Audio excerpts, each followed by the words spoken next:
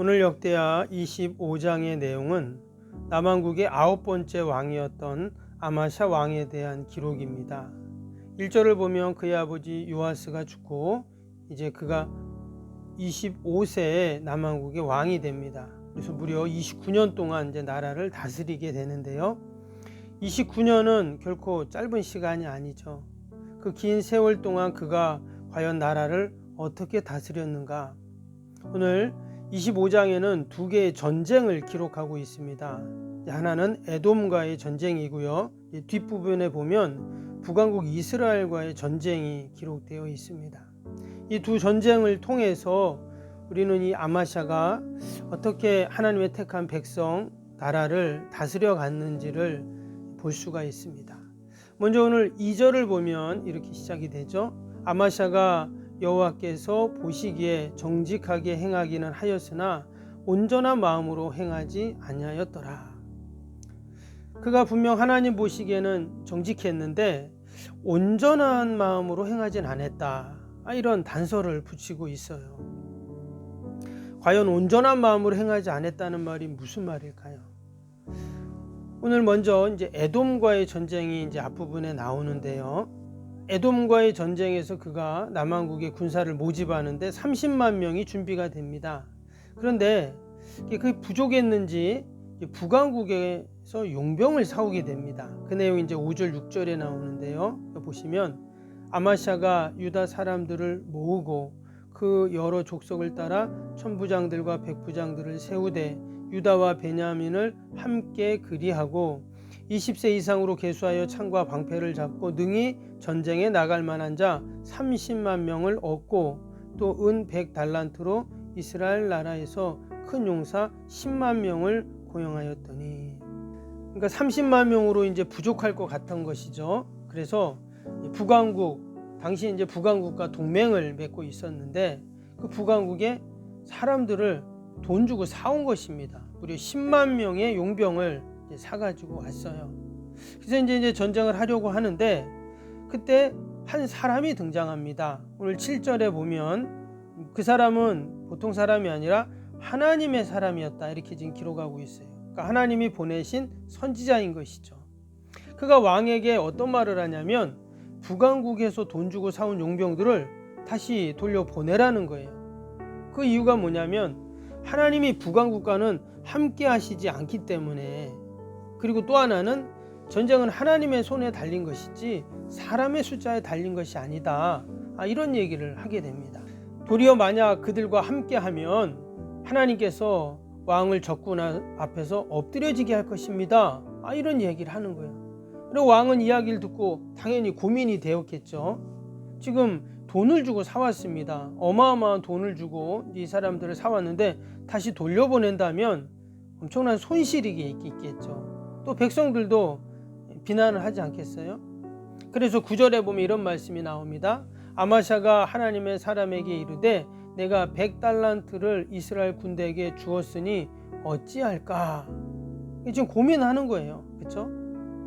그런데 하나님의 사람이 말하되 여호와께서 능히 이보다 많은 것을 왕에게 주실 수 있나이다 하니라. 결국 이 말을 듣고 이제 용병들을 보내는 게 되죠. 근데 여기에 보니까 아까 2절 말씀 보았던 것처럼 그가 하나님 앞에 정직히 행하긴 행했는데 온전한 마음으로 행하지 않았다 하는 말을 우리가 이해할 수가 있죠. 그가 고민을 한다는 거예요. 어찌할까? 어찌 보면 당연한 고민일 수도 있지만 또 다른 한편으로 보면 여러분, 하나님의 말씀 앞에, 하나님의 뜻 앞에 여러분 우리가 순종해야 되잖아요. 온전한 마음, 우리가 100% 순종해야 됩니다. 왜? 하나님은 나보다 더 지혜가 많으시고 더 능력이 많으시고 하나님은 언제나 전지하신 분이신데, 전능하신 분이신데 하나님께 맡겨야죠. 결국 그 용병들이 가게 되는데 또 가면서 어떤 일이 생기냐면 10절 보시면 아마샤가 이에 에브라임에게 자기에게 온 군대를 나누어 그들의 고향으로 돌아가게 하였더니 그 무리가 유다 사람에게 심히 노하여 분연히 고향으로 돌아갔더라. 당연히 그 사람들 화가 나겠죠. 선수금을 받고 오긴 했지만 이러면 전쟁에서 이기면 또 전리품을 취하잖아요. 그래서 그들은 그런 마음을 갖고 이제 왔는데 이제 가라고 하니까 이 사람들도 화가 난 거예요. 그래서 13절에 보면 돌아가면서 유다의 성읍들을 약탈하고 사람들을 죽이고 물건을 막 노략해가는 그런 모습이 나옵니다. 그 왕이 잘못된 그 과오로 말미암아 독특한 대가를 이제 치르는 것이죠. 이러한 상황 가운데 결국 이제 에돔과 전쟁을 합니다. 근데 하나님께서 이 아마샤의 손을 들어주세요. 그래서 대승을 거두게 됩니다. 근데 여기까지는 또 괜찮은데 돌아오면서 어떤 일이 생기냐? 에돔의 우상을 가지고 옵니다. 14절을 보세요.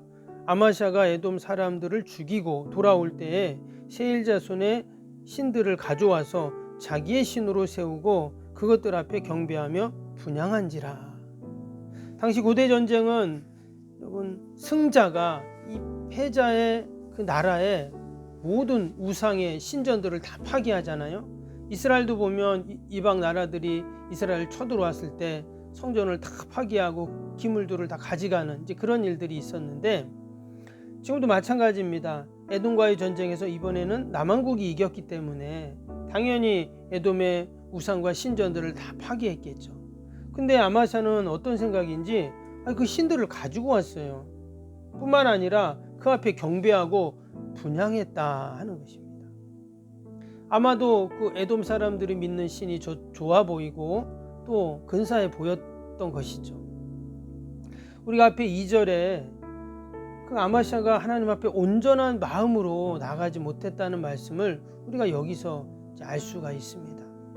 하나님이 도와주시고 또 하나님이 함께 하셔서 이 전쟁에서 승리했는데 그 은혜를 또 잊고 우상 앞에 또 경배하고 분향하는 이런 어처구니 없는 모습을 보게 됩니다. 우리가 오늘 하루를 살면서도 늘 하나님 앞에 온전한 마음으로 나아가야 할 줄로 믿습니다. 하나님이 도와주시고 또 우리를 지켜주시고 늘 함께 하시는 그 은혜들을 우리가 잊지 않고 하나님 앞에 온전한 마음으로 늘 순종하며 믿음으로 승리해야 할 줄로 믿습니다. 결국 하나님께서 진노하시죠. 진노하셔서 16절에 보면 선지자를 보내십니다. 그래서 하나님께서 왜 이렇게 하냐, 왜 우상 앞에 경배하고 하냐, 이런 이야기를 하게 되죠. 그때 이 왕이 그 이야기를 듣고 뭐라고 했냐면 16절을 보세요. 선지자가 아직 그에게 말할 때 왕이 그에게 이르되 우리가 너를 왕의 모사로 삼았느냐, 그치라, 어찌하여 맞으려 하느냐 하니 선지자가 그치며 이르되 왕이 이 일을 행하고 나의 경고를 듣지 아니하니 하나님이 왕을 멸하시기로 작정하신 줄 아노라 하였더라. 지금 하나님께서 지금 선지자를 통해서 말씀하시잖아요. 근데 아마샤 왕이 그것을 하나님의 말씀으로 듣지 않습니다. 그리고는 그치라, 맞으리 하느냐, 이렇게 협박을 하고 있어요. 당연히 선지자는 하나님의 말씀을 대언할 뿐인데 그 하나님의 경고를 무시하고 하나님을 대적하는 행위입니다. 결국 어떤 일이 생깁니까? 이후로 보면 이제 남왕국이 북왕국과 전쟁을 하게 됩니다. 그래서 이전까지는 북왕국, 남왕국이 종종 전쟁을 했잖아요. 그러면 늘 이제 남왕국이 승리를 합니다. 그런데 오늘 말씀에 보면 밑에 22절 보시면 유다가 이스라엘 앞에서 패하여 각기 장막으로 도망한지라. 남왕국이 패한 거예요. 그래서 결국 그 전쟁에서 아마샤 왕은 비참한 최후를 맞이하게 됩니다. 이 모든 시작이 어떻게 되었는가? 우리가 앞에 2절 말씀처럼 여호와 보시기에 온전한 마음으로 행하지 아니했기에 일어난 일들이었다는 거예요. 그래도 잘한 게 있습니다. 선한 것이 있고 또 정직히 행한 것도 있어요. 그러나 하나님 앞에서 온전한 마음으로 행하지 않을 때 마지막은 이런 비참한 최후 파멸의 길을 갈 수밖에 없었습니다. 우리가 오늘 하루를 살면서도 늘 하나님 앞에 내 자신을 돌아보고 우리가 온전한 마음으로 하나님 앞에 나아갈 수 있기를 바랍니다. 그러면 하나님은 변함없는 은혜로 또 도우심으로 함께 하십니다. 오늘 하루도 온전히 믿음으로 승리하는 저와 여러분이 되시기를 주님의 이름으로 축복합니다. 기도하겠습니다. 사랑과 은혜가 충만하신 하나님 아버지, 우리가 아마시아 왕의 그 모습을 보면서 또 우리의 삶을 돌아보게 하심을 감사합니다. 하나님은 우리를 위해서 온전히 자신의 아들을 아낌없이 우리에게 보내주셨는데, 또 예수님께서 온전히 우리에게 모든 삶을 그렇게 보여주셨는데, 하나님 오늘 하루도 우리가 오직 약속의 말씀만을 붙잡고 아버지 순종하며 또 충성하며 믿음으로 살아가게 하여 주시옵소서. 아버지, 오늘도 거룩한 날 주의 전을 찾는 또 예배 자리에 나오는 모든 성도들 다 복되게 하시고 하나님께서 예비하신 은혜와 복으로 충만케 하여 주옵소서. 아버지, 오늘 2021년 마지막 송년 주일입니다. 지난 한 해를 돌아보는 시간이 되게 하시고 또 새해를 준비하는 복된 시간이 되게 하여 주시옵소서. 아버지, 예배마다 하나님의 은혜를 주시고 또 하늘의 복을 허락하여 주셨는 줄 믿습니다. 아버지, 감사하는 시간이 되게 하시고 오직 하나님께만 영광 돌리게 하여 주옵소서. 오늘도 우리 병상에 있는 환우들과 또 멀리 출타 있는 성도들 자녀들 다 보살피시고 아버지, 어둠의 질병으로부터 안전하게 하여 주시고 늘 하늘의 은혜와 복으로 충만케 하여 주옵소서. 오늘도 주님의 몸된 교회와 또 이 요양원을 꼭 지켜주시고 아버지, 늘 하나님 기뻐하시는 저희 교회가 되게 하여 주시옵소서. 감사하며 예수님의 이름으로 기도하옵나이다. 아멘. 하늘에 계신 우리 아버지, 아버지의 이름을 거룩하게 하시며 아버지의 나라가 오게 하시며 아버지의 뜻이 하늘에서와 같이 땅에서도 이루어지게 하소서.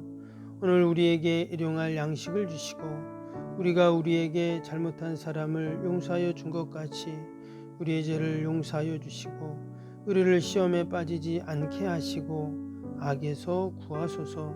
나라와 권능과 영광이 영원히 아버지의 것입니다. 아멘.